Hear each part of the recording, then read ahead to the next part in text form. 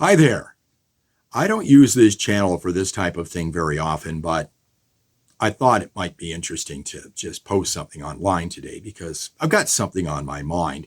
And no doubt, if you search for videos in a similar vein, you'll probably find some other ones this morning as well.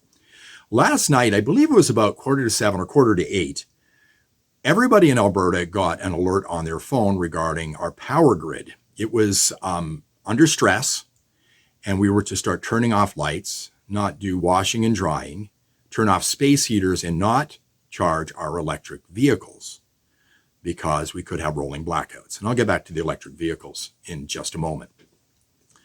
So this happens last night. Now, if you haven't been following what's going on here in the West over the last few days, it's been very cold. It's minus 36 this morning. Sunday morning, it's 6 o'clock. Minus 36 in Calgary, Alberta. And it's been pretty much in the mid minus 30s for the last 4 to 5 days. Now we get a cold spell every year out west. I came from out east in Eastern Ontario, and I would say that on average it's much colder in Eastern Ontario, but we always get a cold spell. And it's a cold one this year. Last year we got some minus 30s just before Christmas. It has been very cold, and the whole province under an extreme cold warning right now in Alberta.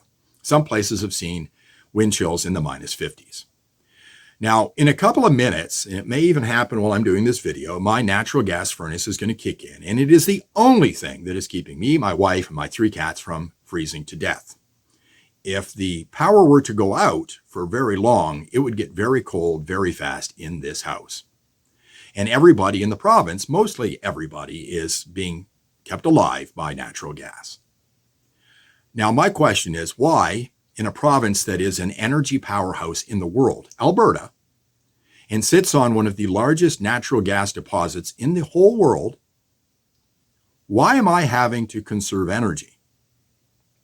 Scott Moe, the Premier of Saskatchewan last night, said that the province of Saskatchewan was providing Alberta with additional energy so we wouldn't have our lights go off.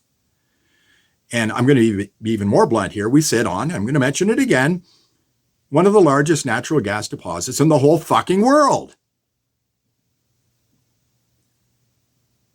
This is insanity.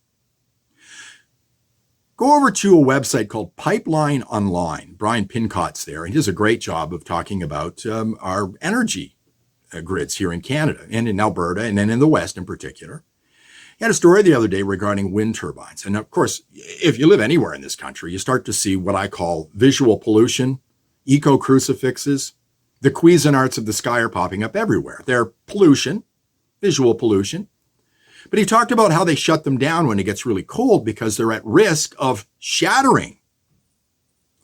I came from the northeast the other day, drove Stony Trail, and came down to the southeast where I live, got off at 114th Avenue here in Calgary and went over to 52nd Street. And at that intersection, there's a big solar farm they put in. I drove the full length of that solar farm the other day, and every one of them was covered over in snow, providing no energy at all. Couldn't have charged or run a toaster.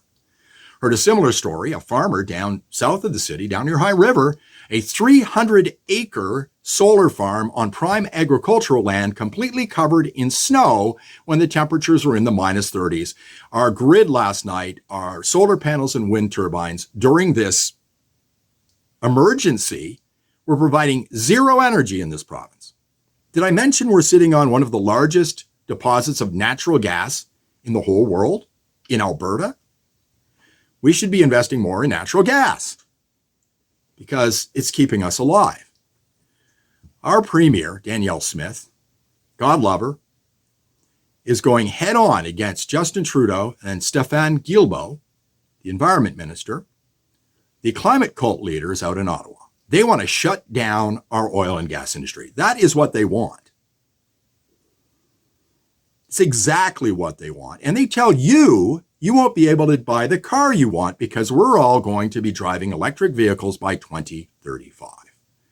Now, folks, that's only 11 years away. So if that happens, and I'm highly doubtful that it will because we do not have the infrastructure and windmills and solar panels will not be able to run a modern society like we live here in Canada. If that happens, our grid will go down. And you won't probably even have a car because you won't be able to afford it. And you certainly won't be able to charge it.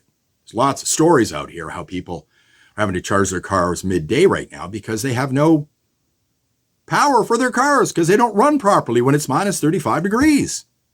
They can't get the mileage out of them. The climate called out east is telling you you're going to be off fossil fuels and driving an electric vehicle within the next 11 years. These people are insane. If you believe it, you're insane. I often say that fossil fuels don't cause the climatic conditions that can kill you. They protect you from the climatic conditions that can kill you. It's been quite evident when it's minus 36, like it is right now. So we need to wake up, folks. I shouldn't have to be worried about my electricity grid going down when it's in the minus 30s in the wintertime. It isn't just something I need in the wintertime. It's a necessity. I need heat. And again, that furnace is going to kick in a few minutes, and it's going to start keeping me alive. But I also think about the extra carbon tax I have to pay on that heat, something that, again, is a necessity out here. And one more thing before I go. I noticed online last night on Twitter that people are starting to normalize this nonsense.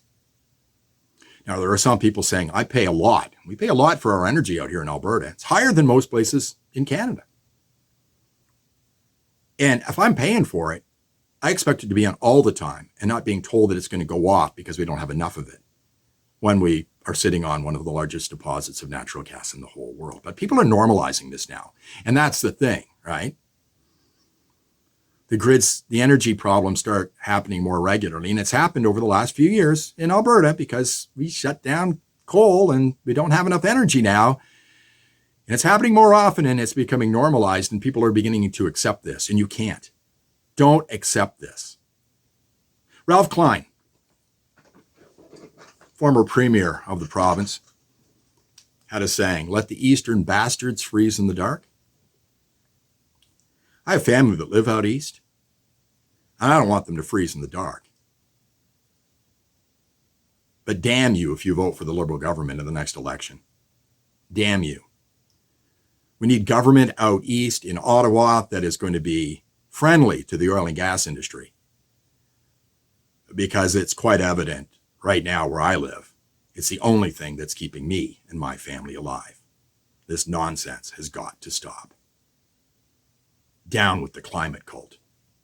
All the best.